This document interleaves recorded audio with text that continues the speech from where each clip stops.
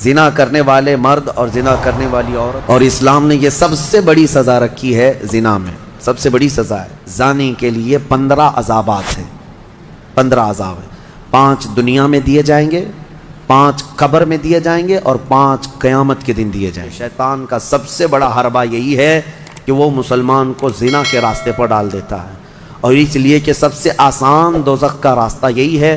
سورہ نور ہے، اس میں احکام بہت سارے آئے ہیں، اس کی شروعات جو ہے وہی بہت ایک سخت ترین گناہ اسلام میں اس کی مذمت میں آئی، زنا۔ اللہ نے قرآن میں جگہ جگہ فرمایا وَلَا تَقْرَبُوا الزِّنَا إِنَّهُ كَانَ فَاحِشَةً وَسَاءَ سَبِيلًا، زنا کے قریب بھی مت جانا۔ اللہ فرماتا ہے بے شک وہ سب سے بری چیز ہے اور سب سے برا راستہ ہے۔ نبی کریم صلی اللہ علیہ وسلم نے فرمایا کہ جب مومن کوئی مسلمان زنا کر رہا ہو تو ایمان کی حالت میں وہ زنا کر ہی نہیں سکتا۔ یہ بات یاد رکھ لو آپ، ایمان کی حالت میں کوئی زنا نہیں کر سکتا۔ فرمایا گیا جب زنا کر رہا ہو تو اس کا ایمان اٹھا لیا جاتا ہے، ایمان اس کے ساتھ نہیں ہوتا، ایمان اٹھا لیا جاتا ہے۔ ایمان اور زنا جمع ہو ہی نہیں سکتے ایک انسان کے اندر۔ یہ بہت سخت وعید ہے میرے آقا صلی اللہ علیہ وسلم کی حدیث پاک میں۔ ایمان کی حالت میں زنا نہیں ہوتا، اور جب زنا کر رہا ہوتا ہے تو ایمان نکال لیا جاتا ہے، وہ معلق ہوتا ہے، آسمانوں پر لٹکا ہوتا ہے، اس زنا کے حالت میں اس کے ساتھ ایمان نہیں ہوتا۔ اب جو آیتیں آئی ہیں اللہ فرماتا ہے الزانیۃ والزانی فاجلدوا کل واحد منہما 100 جلدہ، زنا کرنے والے مرد اور زنا کرنے والی عورت کو 100 کوڑے مارو۔ یہ ان کے لیے ہے جو غیر شادی شدہ ہے، اور جو شادی شدہ ہیں ان کے لیے رجم ہے۔ رجم کا مطلب ہے پتھروں سے اتنا مارو کہ وہ ختم ہو جائے، ان کی موت تک انہیں سنگسار کرنا ہوگا۔ یہ اتنی ہیبت ناک سزا ہے دنیا میں کہ دیکھو تو رونگٹے کانپ جائیں آپ کے، لیکن لوگوں کو ایسا لگتا ہے کہ ایسی اتنی بڑی سخت سزا کیوں ہے؟ میرے عزیزو، یہ ایک ناسور ہے، ایک کینسر ہے معاشرے کا، ایک کینسر ہے۔ جب کیمو کرتا ہے ڈاکٹر تو بہت سخت تکلیف ہوتی ہے، کیمو تھراپی آسان نہیں ہے، پورے جسم کے بال جل جاتے ہیں، خون میں پتہ نہیں کیا سے کیا ہو جاتا ہے۔ کیوں؟ ایک پھوڑی کہیں پر کینسر کی آئی ہوتی ہے، اس کو ختم کرنے کے لیے پتہ نہیں 10 12 کیمو دیے جاتے ہیں۔ زنا جو ہے پورے معاشرے کا ناسور ہے، کینسر ہے، اور اگر اس پھوڑی کو نہیں ختم کیا گیا تو ہر ایک کے ہاں یہی چیز، یہی پھوڑی ہوگی، یہ وائرس کی طرح پھیلے گا۔ اور اسلام نے یہ سب سے بڑی سزا رکھی ہے زنا میں، سب سے بڑی سزا ہے۔ آج دنیا یہ مطالبہ کر رہی ہے کہ ریپسٹ کو اسلامی سزا دی جائے۔ کیوں؟ ان کی بیٹیوں کا جب ریپ ہو جائے تو وہ چلاتے ہیں۔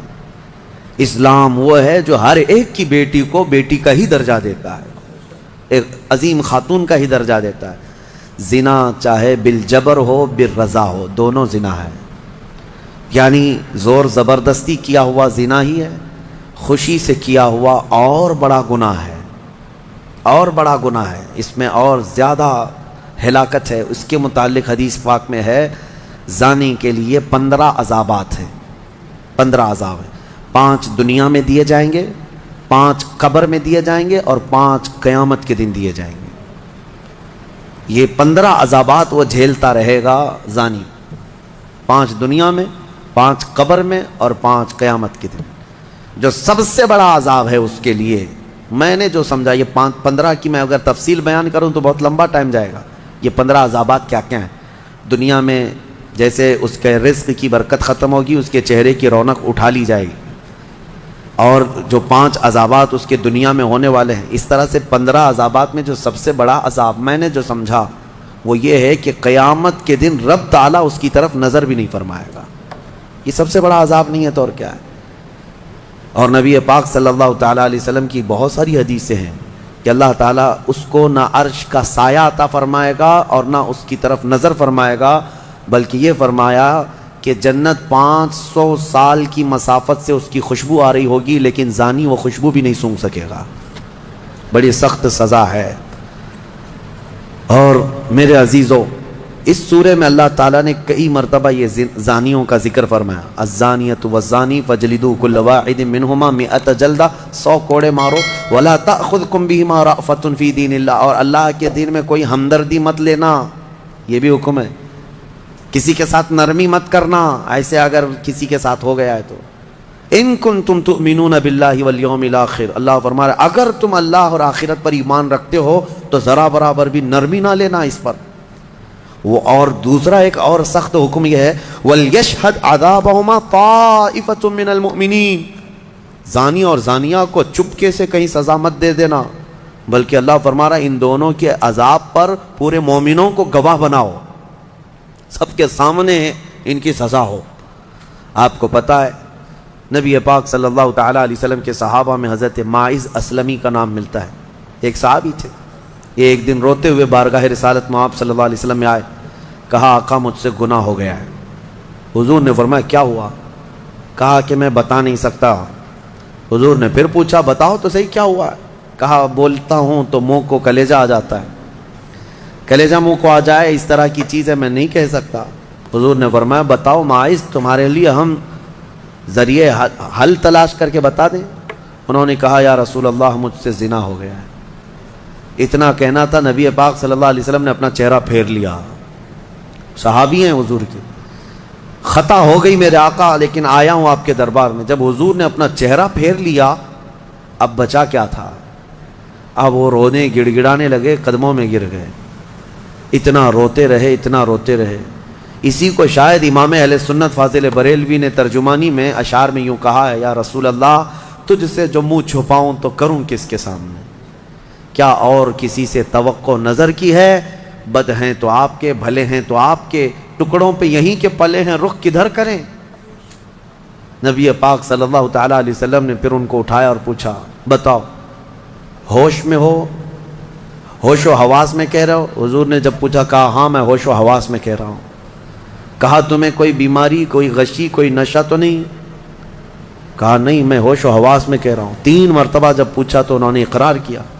صحابہ سے میرے آقا نے فرمایا دیکھو ماعز اقراری مجرم ہے، اسلام میں سزا ہے، یہ شادی شدہ ہے، لے جاؤ اس کو سنسار کر دو، سنسار کرو۔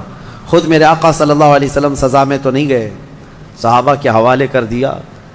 اب وہ مدینے میں ایک پہاڑی ہے جبل انم، وہاں پر لے جایا گیا اور پہاڑ کے اوپر سے ماعز اسلمی کو ڈھکیل دیا گیا۔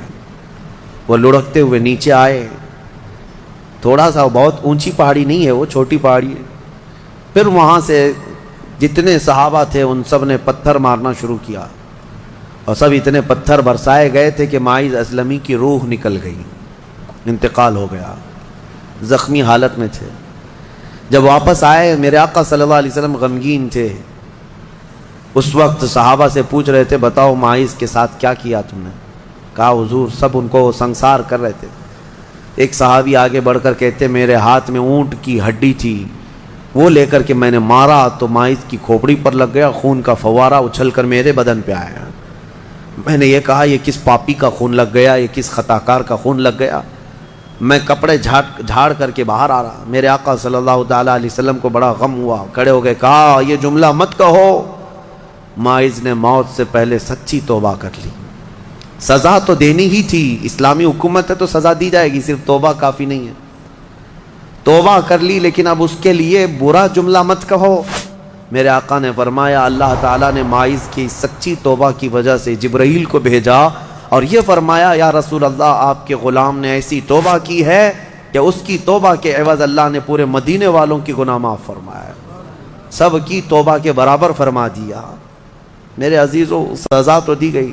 ایک اور صحابی آئے، وہ بھی آئی تھی بارگاہ رسالت میں آپ صلی اللہ علیہ وسلم میں، کہا کہ مجھ سے خطا ہو گئی ہے، حمل بھی تھا۔ حضور نے فرمایا جاؤ بچے کی ولادت کے بعد آؤ۔ بچہ پیدا ہو گیا، وہ بچہ کو 1 دن 2 دن کا بچہ تھا، وہ لے کر کے حاضر ہو گئی، کہا مجھے پاک کر دیجئے، مجھے پاک کر دیجئے۔ ان صحابہ کو یہ ڈر تھا کہ قیامت کی سزا بہت سخت ہے، دنیا ہی میں لے لو بہتر ہے، بہت عظیم ہے سزا جو قیامت کے متعلق فرمایا گیا۔ وہاں تو ہلکی سزا یہ ہے زنا پر کہ فرشتے لوہے کی سلاخ جو ہوتے ہیں وہ گرما کر کے ان کی شرمگاہوں پر مار رہے ہوں گے، اور ان کی شرمگاہوں سے جو پیپ نکل رہا ہوگا محشر کے دن، فرمایا کہ ان کی بدبو سے پورے محشر والے کانپ رہے ہوں گے۔ زانیوں کی جو ہلکی سزا ہے، پھر جہنم کی سزا کا تو کیا شمار ہی نہیں۔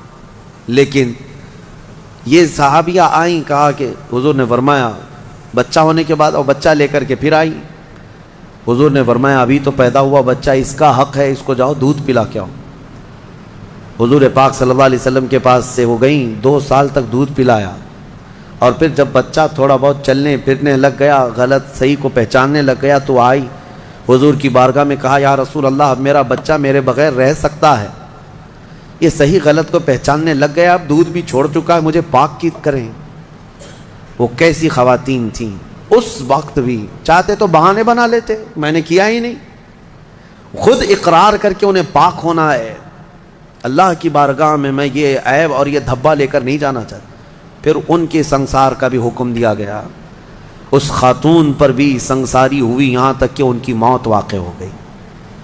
میرے عزیز و اسلام میں بڑی عظیم سزائیں ہیں، صرف میں یہ دنیاوی سزا آپ کو سنا رہا ہوں، اس سے گیس کر سکتا ہے آدمی دنیا میں جو ہائیسٹ سزا ہے اسلام میں وہ زنا پر ہے، لیکن یہ بھی کہا گیا ہے کہ یہ صرف اور صرف 100 میں سے 99 حصہ بھی اس کا یہاں سزا نہیں دی جا رہی، باقی 99 درجے زیادہ حشر کے دن اس کی سزا ہے۔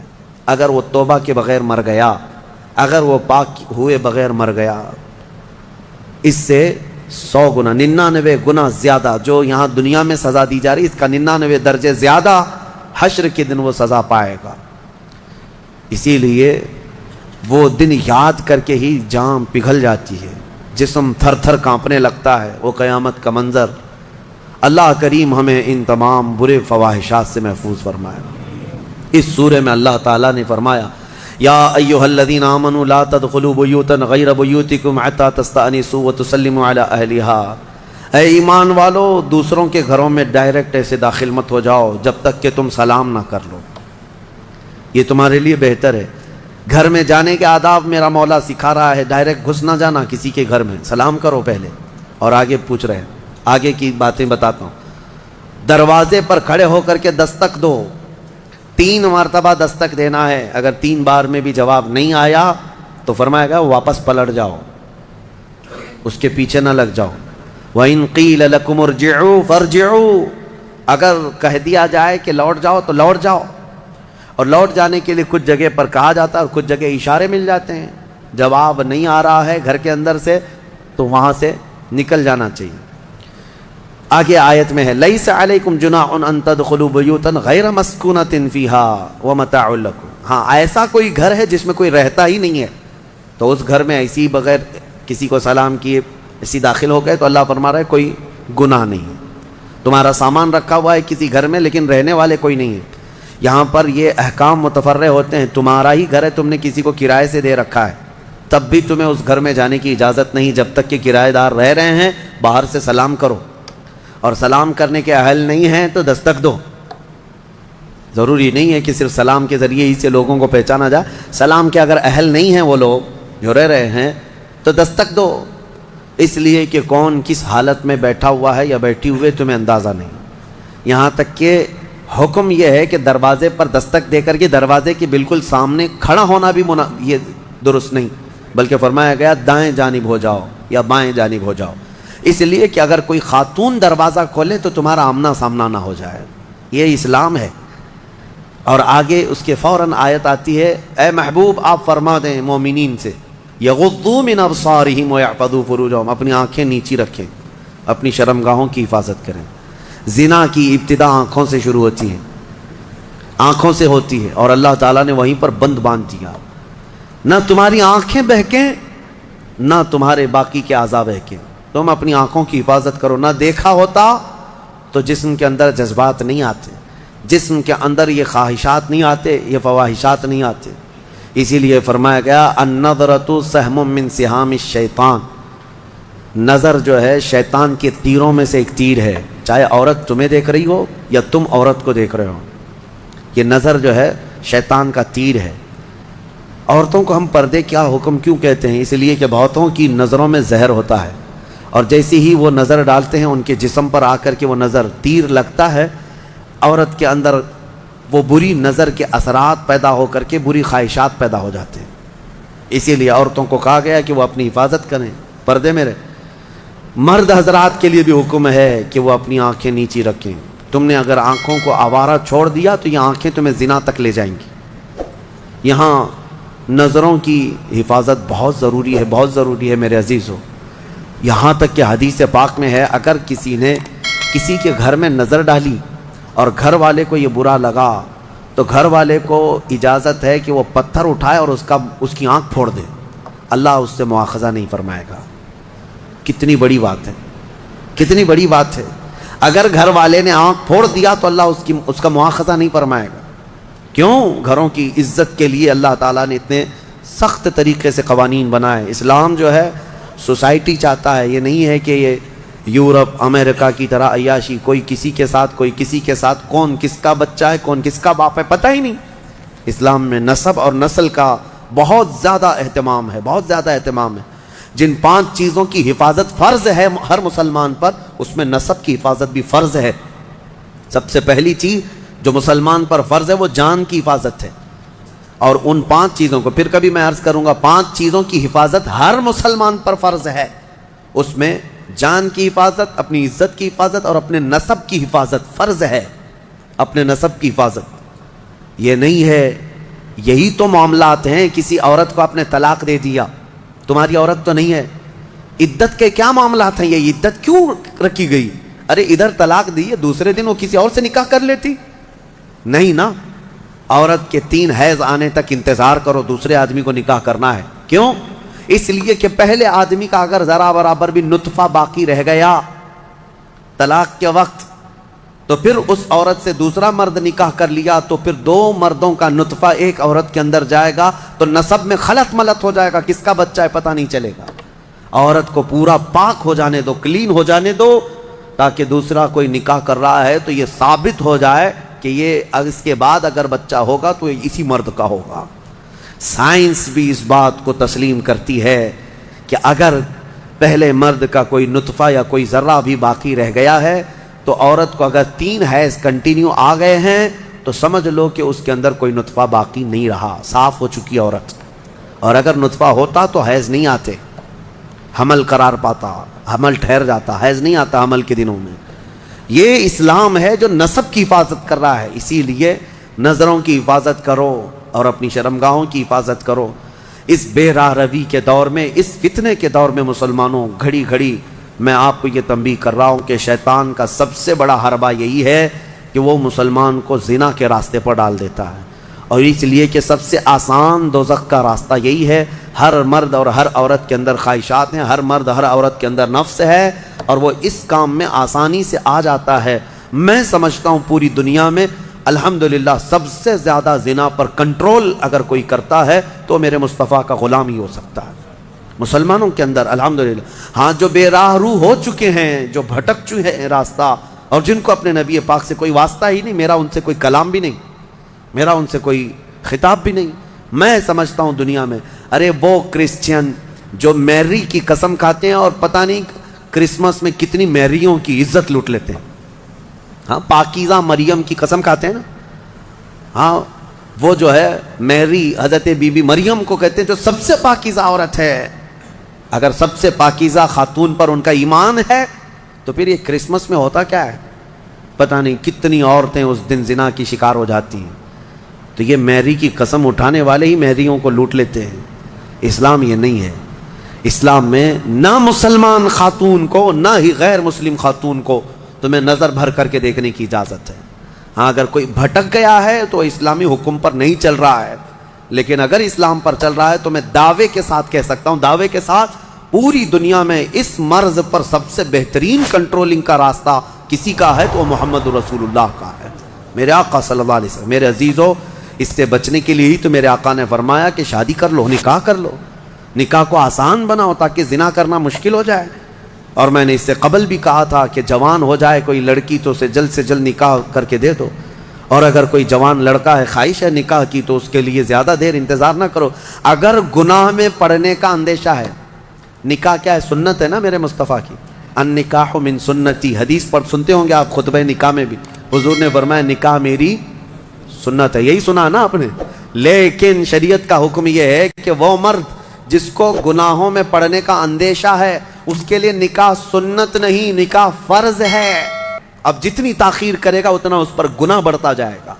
اس لیے فضول اور بے حیائی کے کاموں میں پڑنے سے تو بہتر ہے کہ حلال راستے پر چلا جائے. اللہ کریم ہم سب کو کہنے سننے سے زیادہ عمل کی توفیق عطا فرمائے.